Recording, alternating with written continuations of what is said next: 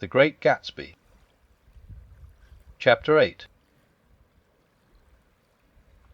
I couldn't sleep all night. A foghorn was groaning incessantly on the sound, and I tossed heart-sick between grotesque reality and savage, frightening dreams. Towered on, I heard a taxi go up Gatsby's drive, and immediately I jumped out of bed and began to dress. I felt that I had something to tell him, something to warn him about, and morning would be too late. Crossing his lawn, I saw that his front door was still open, and he was leaning against a table in the hall, heavy with dejection or sleep.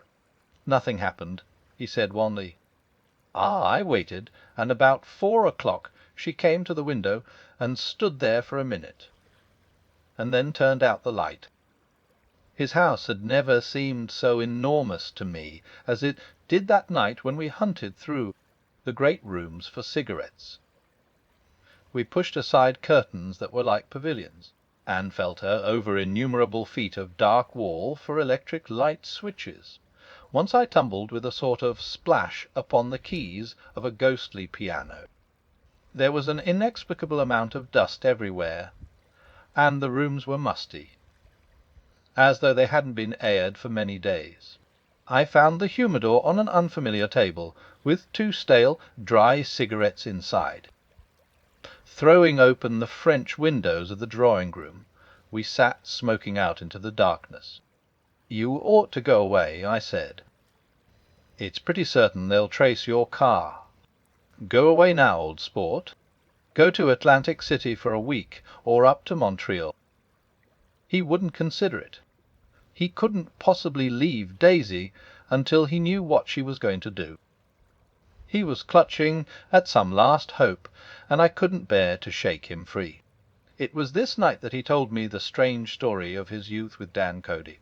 Told it to me because Jay Gatsby had broken up like glass against Tom's hard mullis, and the long secret extravaganza was played out. I think that he would have acknowledged anything now, without reserve, but he wanted to talk about Daisy. She was the first nice girl he had ever known. In various unrevealed capacities he had come in contact with such people, but always with indiscernible barbed wire between. He found her excitingly desirable. He went to her house, at first with other officers from Camp Taylor, then alone. It amazed him. He had never been in such a beautiful house before. But what gave it an air of breathless intensity was that Daisy lived there. It was as casual a thing to her as his tent out at camp was to him. There was a ripe mystery about it, a hint of bedrooms upstairs more beautiful and cool than other bedrooms, of gay and radiant activities taking place through its corridors, and of romances that were not musty and laid away already in lavender, but fresh and breathing and redolent of this year's shining motor cars, and of dances whose flowers were scarcely withered. It excited him, too, that many men had already loved Daisy. It increased her value in his eyes. He felt their presence all about the house, pervading the air with the shades and echoes of still vibrant emotions. But he knew that he was in Daisy's house by a colossal accident. However glorious might be his future as Jay Gatsby, he was at present a penniless young man without a past, and at any moment the invisible cloak of his uniform might slip from his shoulders. So he made the most of his time. He took what he could get, ravenously and unscrupulously. Eventually he took Daisy one still October night. Took her because he had no real right to touch her hand. He might have despised himself, for he had certainly taken her under false pretences. I don't mean that he had traded on his phantom millions, but he had deliberately given Daisy a sense of security. He let her believe that he was a person from much the same strata as herself, that he was fully able to take care of her. As a matter of fact, he had no such facilities. He had no comfortable family standing behind him. and he was liable at the whim of an impersonal government to be blown anywhere about the world. But he didn't despise himself, and it didn't turn out as he had imagined. He had intended, probably, to take what he could and go, but now he found that he had committed himself to the following of a Grail. He knew that Daisy was extraordinary, but he didn't realize just how extraordinary a nice girl could be. She vanished into her rich house, into her rich, full life, leaving Gatsby nothing. He felt married to her, that was all. When they met again 2 days later, it was Gatsby who was breathless, who was, somehow, betrayed. Her porch was bright with the bought luxury of starshine. The wicker of the settee squeaked fashionably as she turned toward him, and he kissed her curious and lovely mouth. She had caught a cold, and it made her voice huskier and more charming than ever, and Gatsby was overwhelmingly aware of the youth and mystery that wealth imprisons and preserves, of the freshness of many clothes, and of Daisy, gleaming like silver, safe and proud above the hot struggles of the poor. I can't describe to you how surprised I was to find out I loved her, old sport. I even hoped for a while that she'd throw me over, but she didn't, because she was in love with me too. She thought I knew a lot, because I knew different things from her well. There I was, way off my ambitions, getting deeper in love every minute, and all of a sudden I didn't care. What was the use of doing great things if I could have a better time telling her what I was going to do? On the last afternoon before he went abroad, he sat with Daisy in his arms for a long, silent time. It was a cold fall day, with fire in the room, and her cheeks flushed. Now and then she moved, and he changed his arm a little, and once he kissed her dark, shining hair.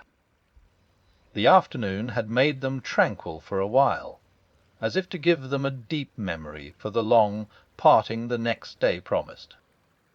They had never been closer in their month of love, nor communicated more profoundly one with another there than when she brushed silent lips against his coat's shoulder, or when he touched the end of her fingers, gently, as though she were asleep.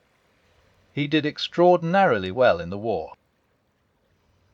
He was a captain before he went to the front, and following the Argonne battles he got his majority and the command of the divisional machine-guns. After the armistice he tried frantically to get home, but some complication or misunderstanding sent him to Oxford instead. He was worried now. There was a quality of nervous despair in Daisy's letters. She didn't see why he couldn't come. That she was feeling the pressure of the world outside, and she wanted to see him and feel his presence beside her, and be reassured that she was doing the right thing after all. For Daisy was young, and her artificial world was redolent of orchids and pleasant, cheerful snobbery and orchestras which set the rhythm of the year, summing up the sadness and suggestiveness of life in new tunes. All night the saxophones wailed the hopeless comment of the Beale Street Blues, while 100 pairs of golden and silver slippers shuffled the shining dust. At the grey tea hour there were always rooms that throbbed incessantly with this low, sweet fever, while fresh faces drifted here and there like rose petals blown by the sad horns around the floor. Through this twilight universe Daisy began to move again with the season. Suddenly she was again keeping half a dozen dates a day with half a dozen men, and drowsing asleep at dawn with the beads and chiffon of an evening dress tangled among dying orchids on the floor beside her bed. And all the time something within her was crying for a decision. She wanted her life shaped now, immediately, and the decision must be made by some force, of love, of money, of unquestionable practicality, that was close at hand. That force took shape in the middle of spring with the arrival of Tom Buchanan. There was a wholesome bulkiness about his person and his position, and Daisy was flattered. Doubtless there was a certain struggle and a certain relief. The letter reached Gatsby while he was still at Oxford. It was dawn now on Long Island, and we went about opening the rest of the windows downstairs, filling the house with grey-turning, gold-turning light. The shadow of a tree fell abruptly across the dew, and ghostly birds began to sing among the blue leaves. There was a slow, pleasant movement in the air, scarcely a wind, promising a cool, lovely day. I don't think she ever loved him. Gatsby turned around from a window and looked at me challengingly. "You must remember, old sport, she was very excited this afternoon." He told her those things in a way that frightened her, that made it look as if I was some kind of cheap sharper. And the result was she hardly knew what she was saying. He sat down gloomily. Of course she might have loved him just for a minute, when they were first married. And loved me more even then. Do you see? Suddenly he came out with a curious remark. "In any case," he said, "it was just personal." What could you make of that, except to suspect some intensity in his conception of the affair that couldn't be measured? He came back from France when Tom and Daisy were still on their wedding trip, and made a miserable but irresistible journey to Louisville on the last of his army pay. He stayed there a week, walking the streets where their footsteps had clicked together through the November night, and revisiting the out-of-the-way places to which they had driven in her white car. Just as Daisy's house had always seemed to him more mysterious and gay than other houses, so his idea of the city itself, even though she was gone from it, was pervaded with a melancholy beauty.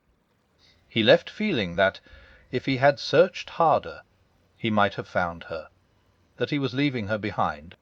The day-coach, he was penniless now, was hot. He went out to the open vestibule and sat down on a folding chair, and the station slid away, and the backs of unfamiliar buildings moved by. Then out into the spring fields, where a yellow trolley raced them for a minute with people in it who might once have seen the pale magic of her face along the casual street. The track curved, and now it was going away from the sun, which, as it sank lower, seemed to spread itself in benediction over the vanishing city, where she had drawn her breath. He stretched out his hand desperately, as if to snatch only a wisp of air, to save a fragment of the spot that she had made lovely for him. But it was all going by too fast now for his blurred eyes, and he knew that he had lost that part of it, the freshest and the best, forever. It was 9 o'clock when we finished breakfast and went out on the porch. The night had made a sharp difference in the weather, and there was an autumn flavour in the air. The gardener, the last one of Gatsby's former servants, came to the foot of the steps. "I'm going to drain the pool to-day, Mr. Gatsby. Leaves'll start falling pretty soon, and then there's always trouble with the pipes." "Don't do it to-day," Gatsby answered. He turned to me apologetically. Old sport, I've never used that pool all summer." I looked at my watch and stood up. 12 minutes to my train. I didn't want to go to the city. I wasn't worth a decent stroke of work. But it was more than that. I didn't want to leave Gatsby. I missed that train, and then another, before I could get myself away. "I'll call you up," I said finally. "Do, old sport, or I'll call you about noon." We walked slowly down the steps. "I suppose Daisy'll call too." He looked at me anxiously, as if he hoped I'd corroborate this. "I suppose so. Well, good-bye." We shook hands, and I started away. Just before I reached the hedge I remembered something, and turned around. They're a rotten crowd. I shouted across the lawn. You're worth the whole damn bunch put together."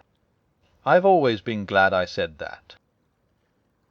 It was the only compliment I ever gave him, because I disapproved of him from beginning to end. First he nodded politely, and then his face broke into that radiant and understanding smile, as if we'd been in ecstatic cahoots on that fact all the time. His gorgeous pink rag of a suit made a bright spot of colour against the white steppes, and I thought of the night when I first came to his ancestral home 3 months before. The lawn and drive had been crowded with the faces of those who guessed at his corruption, and he had stood on those steps, concealing his incorruptible dream, as he waved them good-bye. I thanked him for his hospitality.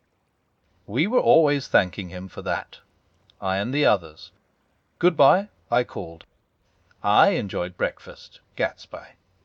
Up in the city I tried for a while to list the quotations on an interminable amount of stock. Then I fell asleep in my swivel chair. Just before noon the phone woke me, and I started up with sweat breaking out on my forehead. It was Jordan Baker. She often called me up at this hour, because the uncertainty of her own movements between hotels and clubs and private houses made her hard to find in any other way. Usually her voice came over the wire as something fresh and cool, as if a divot from a green golf links had come sailing in at the office window. But this morning it seemed harsh and dry. "I've left Daisy's house," she said. "I'm at Hempstead, and I'm going down to Southampton this afternoon." Probably it had been tactful to leave Daisy's house, but the act annoyed me, and her next remark made me rigid. "You weren't so nice to me last night." How could it have mattered then? Silence for a moment. Then, "However, I want to see you." "I want to see you too." "Suppose I don't go to Southampton and come into town this afternoon?" "No, don't think this afternoon." "Very well. It's impossible this afternoon." Various. We talked like that for a while, and then abruptly we weren't talking any longer. I don't know which of us hung up with a sharp click, but I know I didn't care. I couldn't have talked to her across a teetable that day if I never talked to her again in this world. I called Gatsby's house a few minutes later, but the line was busy. I tried 4 times. Finally an exasperated central told me the wire was being kept open for long distance from Detroit. Taking out my timetable, I drew a small circle around the 3:50 train. Then I leaned back in my chair and tried to think. It was just noon. When I passed the ash hips on the train that morning I had crossed deliberately to the other side of the car. I supposed there'd be a curious crowd around there all day, with little boys searching for dark spots in the dust, then some garrulous man telling over and over what had happened, until it became less and less real even to him, and he could tell it no longer, and Myrtle Wilson's tragic achievement was forgotten. Now I want to go back a little and tell what happened at the garage after we left there the night before. They had difficulty in locating the sister, Catherine. She must have broken her rule against drinking that night, for when she arrived she was stupid with liquor, and unable to understand that the ambulance had already gone to Flushing. When they convinced her of this, she immediately fainted, as if that was the intolerable part of the affair. Someone, kind or curious, took her in his car and drove her in the wake of her sister's body. Until long after midnight a changing crowd lapped up against the front of the garage, while George Wilson rocked himself back and forth on the couch inside. For a while the door of the office was open, and everyone who came into the garage glanced irresistibly through it. Finally someone said it was a shame, and closed the door. Mike Hollis and several other men were with him. First 4 or 5 men, later 2 or 3 men. Still, Later Michaelis had to ask the last stranger to wait there 15 minutes longer, while he went back to his own place and made a pot of coffee. After that he stayed there alone with Wilson until dawn. About 3 o'clock the quality of Wilson's incoherent muttering changed. He grew quieter and began to talk about the yellow car. He announced that he had a way of finding out whom the yellow car belonged to, and then he blurted out that a couple of months ago his wife had come from the city with her face bruised and her nose swollen.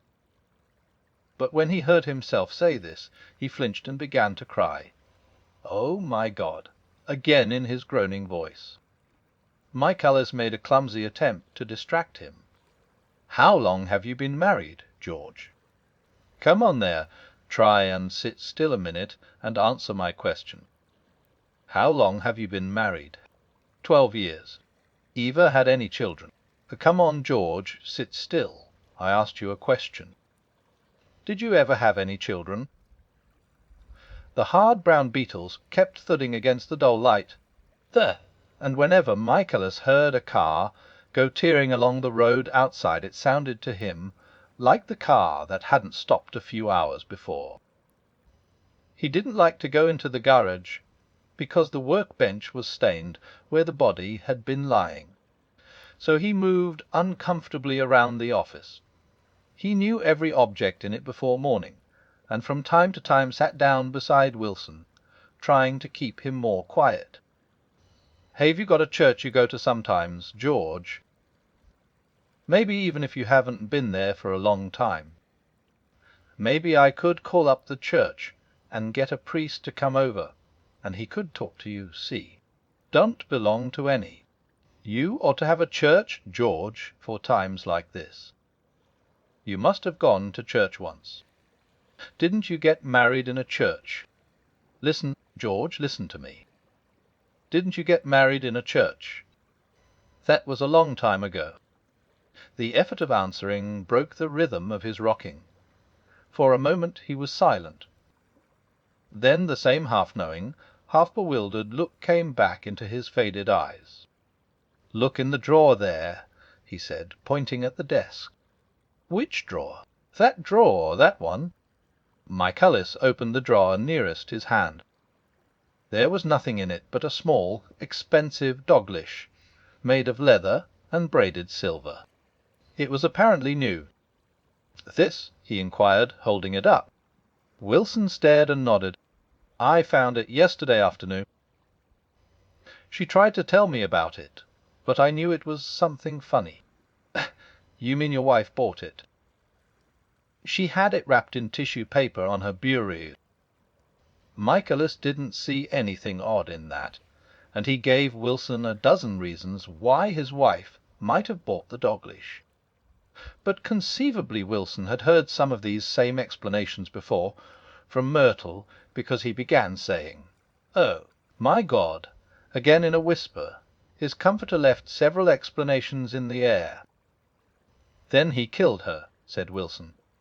His mouth dropped open suddenly. "Who did?" "I have a way of finding out."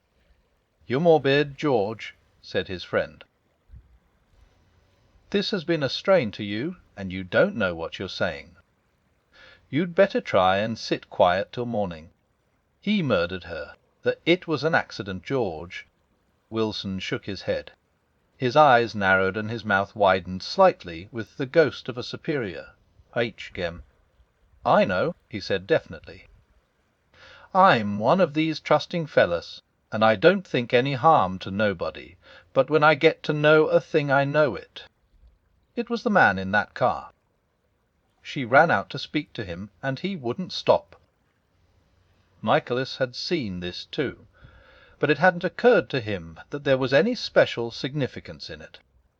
He believed that Mrs. Wilson had been running away from her husband, rather than trying to stop any particular car. How could she have been like that? "She's a deep one," said Wilson, as if that answered the question. "Ah." He began to rock again, and Michaelis stood twisting the leash in his hand. "Maybe you got some friend that I could telephone for, George. This was a forlorn hope. He was almost sure that Wilson had no friend. There was not enough of him for his wife. He was glad a little later when he noticed a change in the room, a blue quickening by the window, and realized that dawn wasn't far off. About 5 o'clock it was blue enough outside to snap off the light. Wilson's glazed eyes turned out to the ash heaps, where small grey clouds took on fantastic shapes and scurried here and there in the faint dawn wind. "I spoke to her," he muttered after a long silence. "I told her she might fool me, but she couldn't fool God." I took her to the window. With an effort he got up and walked to the rear window and leaned with his face pressed against it. "And I said, God knows what you've been doing. Everything you've been doing. You may fool me, but you can't fool God." Standing behind him, my Collis saw with a shock that he was looking at the eyes of Dr. T. J. Eckleburg, which had just emerged, pale and enormous, from the dissolving night. "God sees everything," repeated Wilson. "That's an advertisement," Michaelis assured him. Something made him turn away from the window and look back into the room. But Wilson stood there a long time, his face close to the window pane, nodding into the twilight.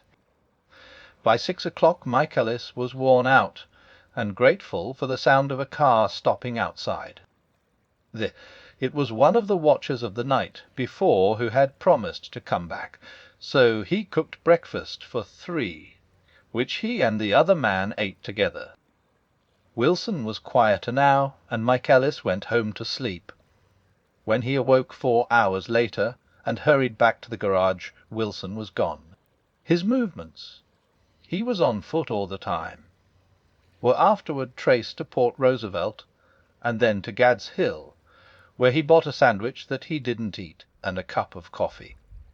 He must have been tired and walking slowly, for he didn't reach Gad's Hill until noon. Thus far there was no difficulty in accounting for his time. There were boys who had seen a man acting sort of crazy, and motorists at whom he stared oddly from the side of the road. Then for 3 hours he disappeared from view.